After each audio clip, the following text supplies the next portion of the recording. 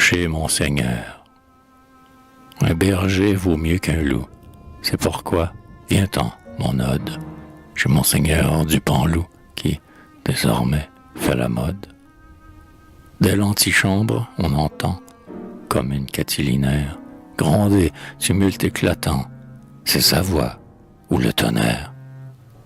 Que chantent ces durs clairons aux sinistres embouchures.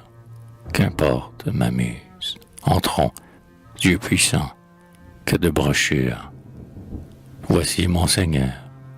Il écrit, il parle, il prie, il menace, il pleure, il mande, il proscrit, comme il met tout dans sa nasse. Lettre pour 1000 journaux, foudre contre les sectaires, il dicte en ses arsenaux à 14 secrétaires. Et, digne d'être romain, il corrige, aux façons neuves, le genre humain d'une main et de l'autre ses épreuves. Mais voici qu'avec des cris, près de sa table que borde, ses vastes amas d'écrits, 30 messagers l'abordent.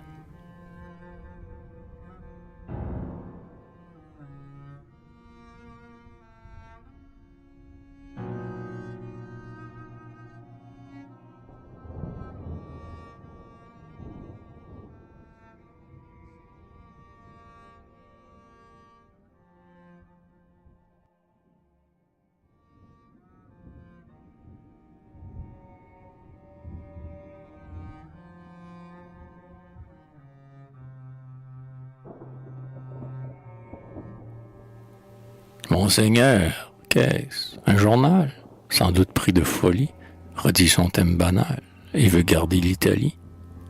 Bien, vite écrivez. Je veux lui verser de tels flots d'encre que ni lui, ni ses neveux ne sachent où jeter l'encre. Monseigneur, qu'est-ce? Au prochain scrutin de l'Académie, on veut soutenir machin, c'est bien, c'est l'ennemi. Écrivez jusqu'à la mort, vite, des kilos de prose. Portez machin, c'est trop fort, quand je prétends nommer choses. Monseigneur, Monsieur Duruy a forcé toutes nos grilles, et, plus subversif qu'un ruy, Blas veut instruire les filles. Feu, tous, rangeons sous nos lois cet amant d'une chimère, qui veut mener à la fois tant de filles chez le maire. Ouais, c'est à nous d'abriter la jeune fille indécise. On sait qu'elle doit rester sur les genoux de l'Église. Monseigneur, et qu'est-ce encore, le diocèse? À nos filles, ai-je le loisir, butor, de songer à des vêtilles? Écrasons le suborneur, vite, qu'on se mette à l'œuvre. Là, de nouveau, Monseigneur commande aux siens la manœuvre. Et, prompt à copier, et versant leur amertume, on entend sur le papier grincer les 14 plumes.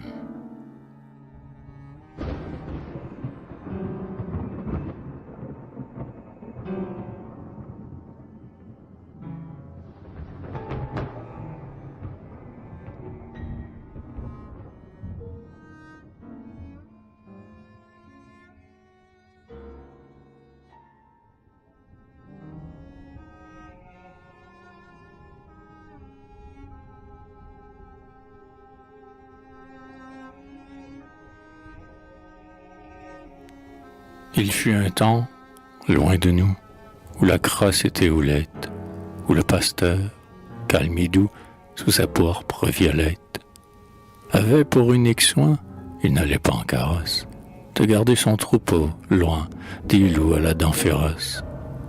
Il l'abritait, soucieux, contre l'orage qui passe, devant la splendeur des cieux, quand la brebis était lasse.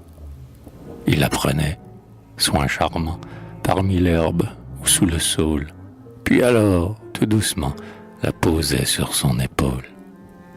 Pour gravir les durs sommets, il portait son ouaille en frère, ouais, sur ses épaules, mais à présent, c'est le contraire.